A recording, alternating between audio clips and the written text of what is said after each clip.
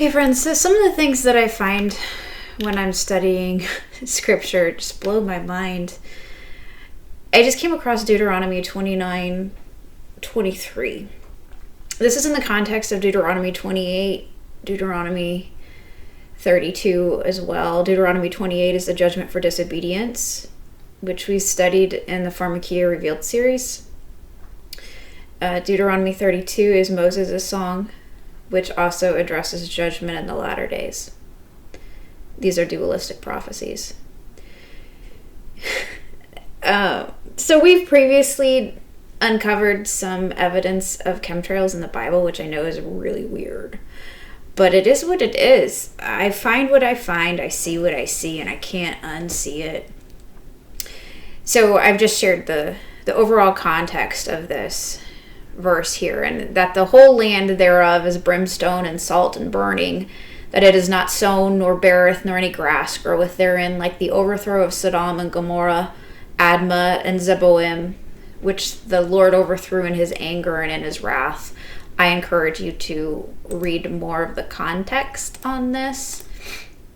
But this is about basically more of the judgment for those who choose idolatry over the Lord.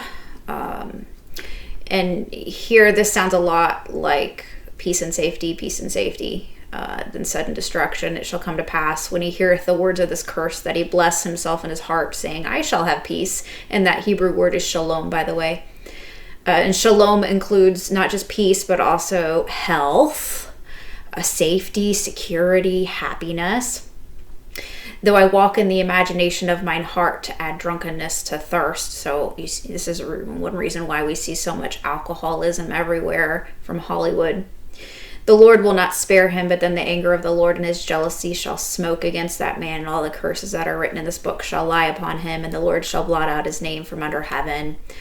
And the Lord shall separate him unto evil out of all the tribes of Israel.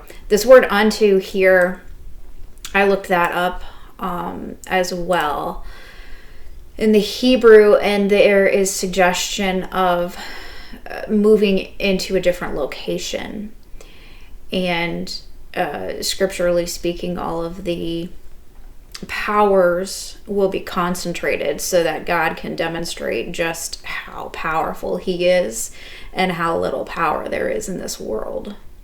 So yes, there is concentration of powers currently underway, and it will continue.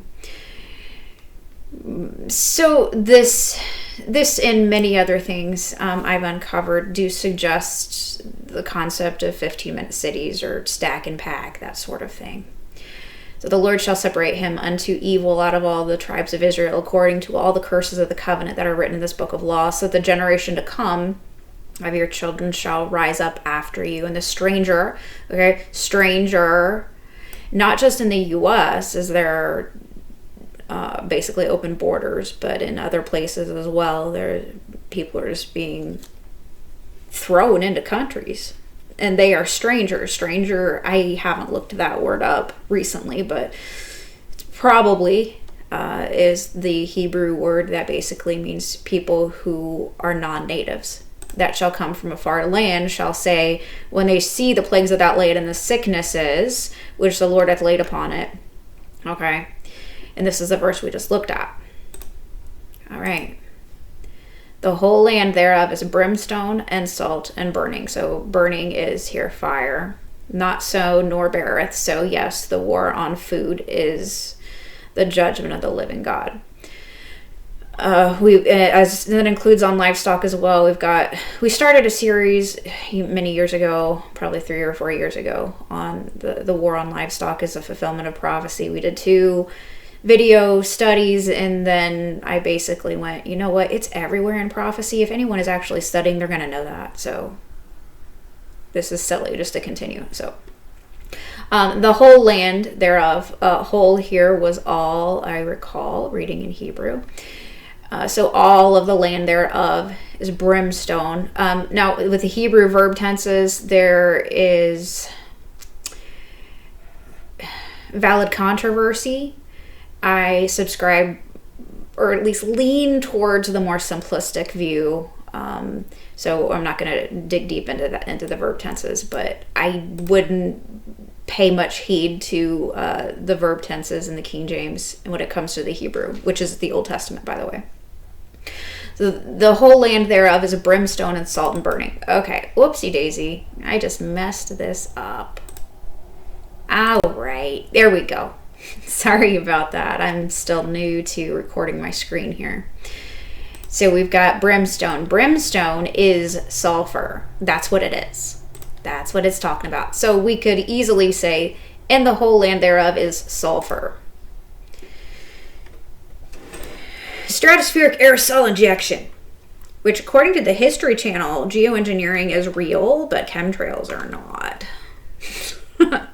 Even though they're injecting chemical trails into the sky, chemtrails are not real. Okay, that's what the History Channel says. Sulfur. Various forms, this is Wikipedia, by the way, so this is very open.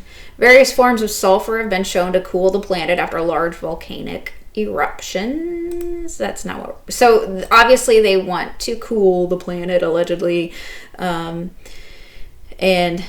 solar engineering. So sulfur could help with the super hot temperatures of global warming, which of course is all my fault.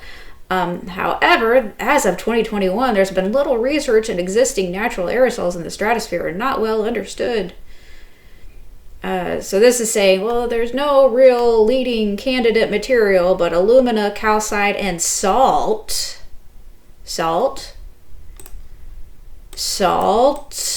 Here. Salt. I can't click, apparently. Salt.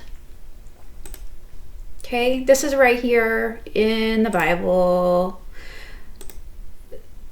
By far the best studied are the various sulfur compounds. Let's look at sulfur some more. Quantifying the impact of sulfate, this is sulfur and geoengineering, on mortality from air quality and UVB exposure. This is all about geoengineering. Geoengineering using sulfur. Okay? This is on Harvard. Harvard's website. Sulfate geoengineering is a proposed method to partially counteract the global radiative forcing from accumulated greenhouse gases, potentially mitigating some impacts of climate change. You are welcome to read this if you want, but I don't really care. So sulfur geoengineering. Sulfur geoengineering. Brimstone is sulfur. Okay, look at that. Isn't this nuts? Sometimes scripture just blows my mind. And salt. Sulfur, organic sulfur compounds. Sulfate aerosols can be anthropogenic through the combustion of fossil fuels with the high sulfur content, blah, blah, blah, blah, blah. Sulfur dioxide, sulfuric acid, various salts. Again, here they're making it sound like they don't know what they're doing, even though they've been doing it 100 years.